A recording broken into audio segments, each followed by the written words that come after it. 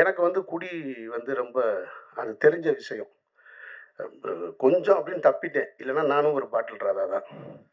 அங்கருந்து வந்தவன் தான் நானு. மொத்த தியேட்டர்லயும் ஒரு ஆள் சிரிச்சுக்கிட்டே இருக்கான். படம் போட்டதுலருந்து வெற்றிமாறன் தான். வேற யாரும் இல்ல.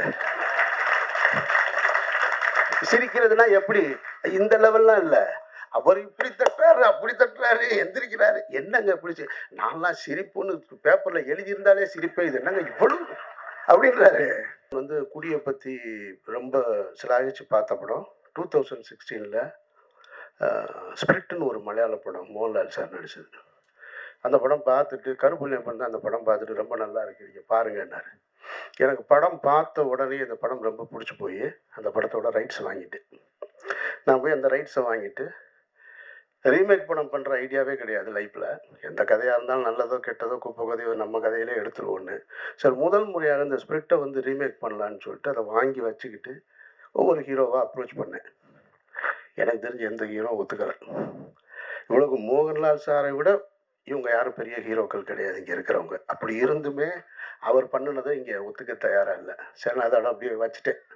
சரி, அப்புறம் என்னைக்காவது நம்மளே நடிச்சுக்கிறோம் அந்த படத்தை அப்படின்னு முடிவு பண்ணிட்டு, சரி இந்த பிரச்சனை எல்லாம் முடியும் போது அதுக்கப்புறம் ஸ்டார்ட் பண்ணணும்னு அப்படியே காலம் கடந்து போயிட்டே இருந்துச்சு. இதுக்கிடையில் ஒரு 2-3 வருஷத்துக்கு முன்னாடி அதே மலையாளத்தில் வெள்ளம்னு ஒரு படம் வந்தது. ஜெயசூர்யா நடிச்சது. ஒரு குடியோட கொடுமையை, ஒரு குடி நோயாளியை பற்றி. சார், நான் அந்த படத்தை ஸ்பிரிட் தான் எடுக்கலை. இதை வாங்கி உடனே எடுத்துருவோம். ஏன்னா அதில் வந்து கொஞ்சம் மெஜஸ்டிக் லுக்கு ஸ்பிரிட்டில் மோகன்லால் சார் பண்ணது. மோகன்லால் சார் பண்ணதை நம்ம போய் பண்ண முடியாது. ஒரு ஒரு பெரிய ஒரு ஸ்டைலாக இருக்கிற ஒரு எஜுகேட்டட் போல இருக்கிற ஒருத்தன் இருந்தால் தான் சரியாக இருக்கும். ஒரு பெரிய சிந்தனையாளன் குடி நோயாளியா எப்படி இருக்கான், அவன் தன்னை குடி நோயாளின்னு ஒத்துக்கிறானா இல்லையான்றது தான் அந்த படத்தோட கதை. இது கரெக்டாக இருந்துச்சு. வெள்ளம் ஜெயசூர்யானோடனே சரி நம்மள மாதிரி தான் தாடி இடி வச்சிருக்காருன்னா அந்த படத்தை வாங்கலான்னு போய் கேட்கும்போது, நான் போய் கேட்கும்போது வெள்ளத்துக்கு ஒரு காம்படிஷன் இருந்துச்சு. வேற ஒருத்தர் யாரோ வாங்க போகிறாருன்னு. இதெல்லாம் எனக்கு வந்து குடி வந்து ரொம்ப அது தெரிஞ்ச விஷயம். கொஞ்சம் அப்படின்னு தப்பிட்டேன். இல்லைன்னா நானும் ஒரு பாட்டில் ராதா தான். அங்கேருந்து வந்தவன் தான் நான். அதனால் அந்த படத்தை எடுக்க முடியல. அப்புறம் நானும் என்னோட அசிஸ்டண்ட்டும் உட்காந்து இது ரெண்டுமே இல்லாமல் வேற ஒன்று புதுசாக பண்ணலான்னு சொல்லிட்டு ஒரு கதை பண்ணணும். அது காரணம் என்னன்னா, எங்களோட ஃபேமிலியில் என்னோட ஃபேமிலியில் ஒருத்தர் இருக்கான் இந்த மாதிரி. என்னோட க்ளோஸ் ஃப்ரெண்டு ஒருத்தர் செந்தில்னு ஒரு நண்பன். Engineering college student. ஸ்டேட்லேயே 6th வந்தவன். ஸ்டேட்லேயே 6th.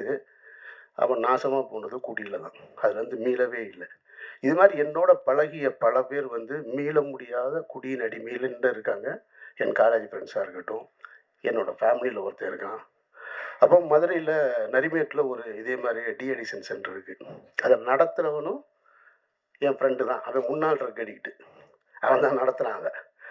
அந்த இடத்துக்கு தெரியும். அங்கே வந்து என்னோட அந்த ரிலேட்டிவை கொண்டு போய் நான் சேர்த்துருக்கேன். அங்கே பார்த்துருக்கேன். அவன் சொல்கிறான் அவன் எப்படி இதை ஸ்டார்ட் பண்ணு. எனக்கு முதல்ல தெரியாது. நான் கொண்டு போய் சேர்க்கும்போது அவன் வந்து அமீரோட ரிலேட்டிவ்னு கொண்டு போய் சேர்த்துட்டோம். அவன் சொல்கிறான் என்னை தெரியல அவனுக்கு அப்படின்னா. தெரிலன்னா அவன் சொல்கிறான் ஒன்றா தான் நம்மலாம் குடிச்சிக்கிட்டு இருந்தோன்னு ஆரம்பித்து அவன் இந்த கதையை பூரா சொல்கிறான். என்னடாண்ணே ரொம்ப மோசமாக போயிட்டேன். அதுக்கப்புறம் தான் இதை ஆரம்பித்தேன்னு. அப்புறம் அதுக்கு இங்கே சைதாப்பேட்டையில் அதே மாதிரி ஒரு டிஅடிக்ஷன் சென்டர். அங்கேயும் நான் போயிருக்கேன் நான். அப்போ இதை வச்சு ஒரு கதை எழுதினேன். எழுதி வச்சாச்சு. Beginning to end. நானும் என்னோடய அசோசியேட் எழிலும் சேர்ந்து. அன்றைக்கி ரஞ்சித் கூப்பிட்டு இந்த படம் காமிக்கிறார். பார்த்து முடித்தோடனே தெரிஞ்சு அதை எடுக்க முடியாது அப்படின்னு. ஏன்னா அவ்வளவு சிறப்பாக எடுத்து முடிச்சிட்டாங்க பாட்டில் ராதாவில். இனி போய் நம்ம அதை எடுத்தோம்னா வேற தான் எடுக்கணும். இனி போய் அதை எடுத்தோம்னா நான் வந்து தினகரனை பார்த்து எடுத்ததாக தான் இருக்கும் அந்த படம். அப்படி அமைஞ்சிருக்கு அந்த படம். எப்படி வந்து பாக்ஸிங்கில் வந்து இன்னொரு படம் எடுக்கலாமா அப்படின்னா சர்பேட்டை தான் ஞாபகத்துக்கு வரும். ஒரு மென்டல் அசைலம் இனிமேல் திருப்பி எடுக்கணும்னா சேது தான் ஞாபகத்துக்கு வரும். ஒரு தமிழ் தேசியவாதி ஒரு தீவிரவாதியை காட்டுக்குள்ளே கூப்பிட்டு போகணுன்னா அது விடுதலை தான் ஞாபகத்துக்கு வரும். ஒருத்தர் ஓடி போய் சற்றை இனிமேல் இறக்குனான்னா ரன்னு தான் ஞாபகத்துக்கு வரும்.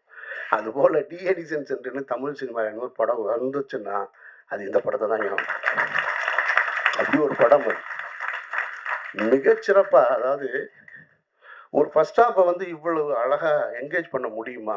ஏன் இங்கே சொன்னவங்க ஏன் சரியாக சொல்லலைன்னு தெரில. இது ஒன்றும் பிரச்சார படம்லாம் கிடையாது. இது பிரச்சாரம்ன்ற வார்த்தை நீங்கள் யூஸ் பண்ண வேண்டியதே இல்லை. Complete entertainment. மாறன்லாம் பின்னிருக்காரு ஃபர்ஸ்ட் ஹாஃபில். எக்ஸ்ட்ரானரியா போகிற போக்கில் அதுவும் ஓபியில் டைலாக் டப்பிங்கில் போட்டிருக்காரு பாருங்க அங்கங்கே. நீ எங்கே உட்காந்துருந்தாலும் சரி. இதை நான் என்ன சொல்கிறேன்னா, நான் மிகைப்படுத்தி சொல்லலை. சமீபத்தில் இந்த படத்தை குட்ரட்டில் பார்க்கும்போது மொத்த தேட்டர்லையும் ஒரு ஆள் சிரிச்சுக்கிட்டே இருக்கான். படம் போட்டதுலேருந்து வெற்றிமாறன் தான், வேற யாரும் இல்லை. சிரிக்கிறதுனா எப்படி? இந்த லெவல்லாம் இல்லை. அவர் இப்படி தட்டுறாரு, அப்படி தட்டுறாரு, எந்திரிக்கிறாரு. என்னங்க பிடிச்சி நான்லாம் சிரிப்புன்னு பேப்பரில் எழுதியிருந்தாலே சிரிப்பேன், இது என்னங்க இவ்வளவு அப்படின்றாரு. நானும் சிரித்தேன், ஆனால் இப்படிலாம் சிரிக்கலை. எல்லாரும் பார்க்குறாங்க, ஒருவேளை நக்கல் அடிக்கிறாங்க. உண்மையிலே அவ்வளவு சிறப்பாக இருந்துச்சு ஃபர்ஸ்ட் ஹாஃப். அந்த ஃபர்ஸ்ட் ஹாஃபோட இன்ட்ரோல் பிளாக் ஒன்று இருக்குது. அந்த இன்ட்ரோல் பிளாக் வந்து இப்படி இந்த ஒரு படத்தை இன்ட்ரோல் பிளாக் வைக்க முடியுமா அப்படின்ற ஒரு இடத்த வந்து அந்த டைரக்டர் ஃபிக்ஸ் அந்த பையன் தான் நினைக்கிறேன். அவன் தானே? அவனை நல்லா பார்த்து வச்சுக்கோங்க.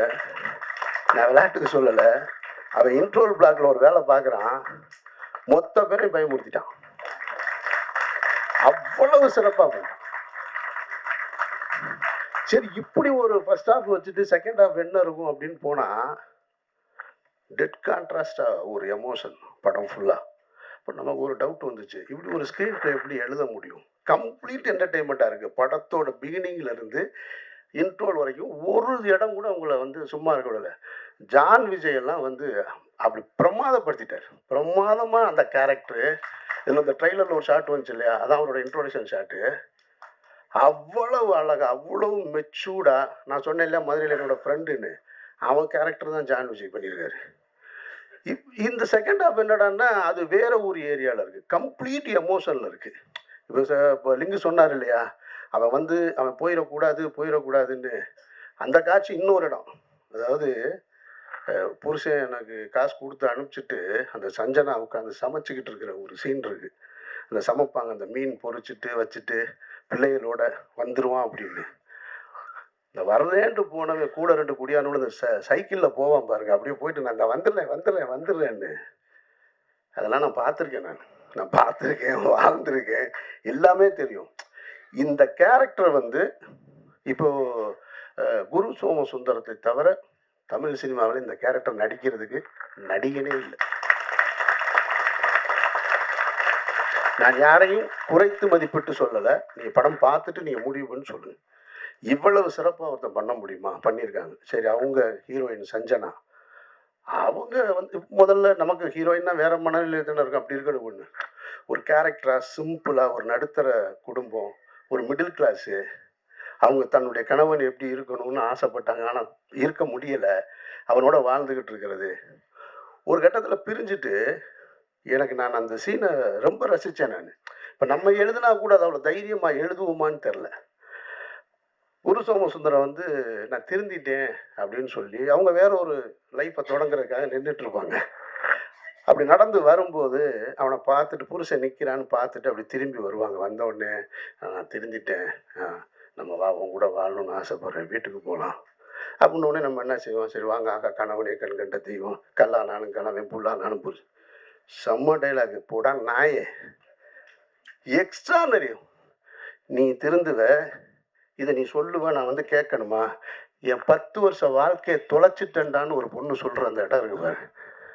எவ்வளவு கனவுகளோட இது போல் திருமணம் செஞ்சு வைக்கிறாங்க. ஏன்னா இந்த வார்த்தை நான் என் ஃப்ரெண்டோட ஒய்ஃப்கிட்ட கேட்டேன். நான் இன்றைக்கி அந்த பொண்ணுங்க 2 பேருமே காலேஜ் படிக்கிறாங்க. ஒருத்தவங்க துபாய் போயிட்டாங்க. கல்யாணம் ஆன நாள்லேருந்து ஒருத்தன் போராடிருக்கான்.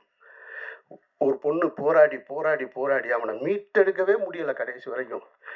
எத்தனை டிஎடிஷன் சென்டர் கொண்டு போய் விட்டாலும் அங்கேருந்து ஒரு ஃபோன் போடுவான், அழுகுவான், நான் காலில் விழுகிறேன், என்னை மன்னிச்சிரு, நான் திருப்பி வந்துடுறேம்மா. வந்து ஒரு 10 நாள் தான் திருப்பி ஸ்டார்ட் பண்ணிடுவோம். அது அப்படியே போய் அந்த மனைவி அந்த வார்த்தையை நான் வந்து அவங்கக்கிட்ட கேட்டேன். ரொம்ப சிறப்பாக பண்ணியிருக்காங்க. அதில் அவங்க படம் பார்க்கலன்னு சொன்னாங்க. படத்தோட எண்டு ஷாட் இருக்குது. செகண்ட் ஹாஃப் ஃபுல்லாக எமோஷன் தான். ஃபர்ஸ்ட் ஹாஃப் நீங்கள் பார்த்துட்டு அந்த மூடுக்கு பார்த்தீங்கன்னா செகண்ட் ஹாஃப் இருக்காது. அந்த எண்டில் கிளைமேக்ஸில் ஒரு சிங்கிள் ஷாட் ஒன்று பண்ணியிருக்காங்க. அவங்க டைலாக் டெலிவரியோட மிக பிரமாதமாக இருக்குது. எல்லா ஆர்டிஸ்ட்டுமே இதில் இவர் நல்லா நடிச்சிருக்காரு. மாறனெல்லாம் நான் ரசிச்சுக்கிட்டே இருந்தேன். மாறன் பேசுகிற டைலாக் எல்லாமே குட்டியாக. ஜான் விஜய் அப்படி பார்த்துட்டு, ஜான் விஜய் நான் பெருசாக ரசித்ததில்லை, ஷார்பேட்டா தவிர. அவர் நான் ஒரு படம் நடிச்சிருக்கோம், அந்த படம் பாதியிலே நின்றுச்சு. ஆனால் இந்த படத்தில் இவ்வளோ பிரமாதமாக அந்த ஸ்டேஷன்லேருந்து வெளியில் வரும்போது அவ்வளோ அழகாக வாழ்ந்திருக்காரு. ஒரு நல்ல திரைப்படம் அது உருவாக்கும் போது தனக்கான ஆட்களை, கலைஞர்களை சேர்த்துக்கிறோம். அதில் வந்து மாற்று கருத்தே இல்லை. அதுபோல் அப்படி சேர்த்துக்கிட்ட ஒரு நல்ல திரைப்படம் தனக்கான வெற்றியையும் சேர்த்துக்கிறோம். அதுக்கு யாரும் போய் சப்போர்ட் பண்ணணுன்ற அவசியம் இல்லை. பாட்டில் ராதா அப்படி ஒரு வெற்றியை சேர்க்கும்ன்றதை நான் உறுதியாக சொல்கிறேன். மற்றபடி சான்றோடன் பேசும்போது கைதட்டுங்க அப்படின்னாரு. உங்கள் பேச்சுக்கு இங்கே யாரும் கைதட்ட தயாராக இல்லை. உங்கள் பாட்டுக்கு தான் கைதட்டினாங்கல்ல எல்லாரும். அப்புறம் என்ன? இல்லை இல்லை, அதுதான் நீங்கள் கேட்காமலே வந்துருச்சு உங்களுக்கானது. ஸோ அதனால் எல்லாரும் மிகச்சரியாக பண்ணியிருக்க. இந்த படம் பார்க்கும்போது ஒரு குடி ஒரு நோய் அப்படின்றத ஒருத்தர் உணரணும். இன்றைக்கி அந்த நோயின்னு உணராமல் பல பேர், இதை சீனிராமசாமி என்கிட்ட ஒரு முறை சொல்லியிருக்காரு. சார் அது ஒரு நோய் சார், அது குடி ஒரு நோய். அது நோயின்னு எவன் உணர்றானோ அவன் தான் சார் அதுலேருந்து வெளியில் வர முடியும். நான் ஒரு முறை ஒரு ஆட்டோவில் போகும்போது ஒரு ஆட்டோ டிரைவர் இதை என்கிட்ட சொன்னான். சார் நான் ஒரு பெரிய குடி நோயாளி சார். இப்போ நான் வந்து அதுலேருந்து வந்துட்டு ரொம்ப கேவலமான, அவன் சொல்கிறான், நான் ரொம்ப கேவலமானவன் சார், அவ்வளவு கேவலமான செயல்களை செஞ்சுருந்தேன் நான். அப்புறம் நான் கொஞ்சம் கொஞ்சமாக போய் இந்த கிளாஸுக்கு பேர் என்ன, ஏஏவா?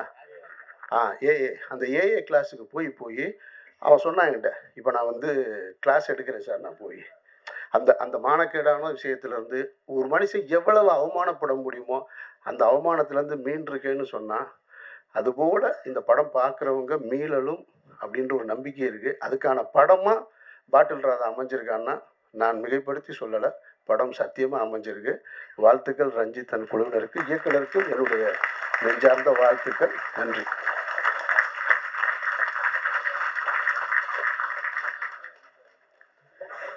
சார் இன்னும் 2 நிமிஷம் பேசியிருந்தீங்கன்னா மொத்த கதையும் சொல்லியிருப்பீங்க சார். அந்த டைரக்டர் பின்னாடி நின்று பக்கு பக்குன்னு வாயில கை வைக்கிறார், இப்படிங்கிறாரு, அவருக்கு ஒரு வாட்டர் தண்ணி கொடுக்கணும். இப்போ அந்த மாதிரி ஒரு எனர்ஜி மொத்த கதையும் சொல்லிட்டீங்க அப்படின்ற மாதிரி ஒரு ஃபீல் பண்ணிட்டாரு சார். நன்றி.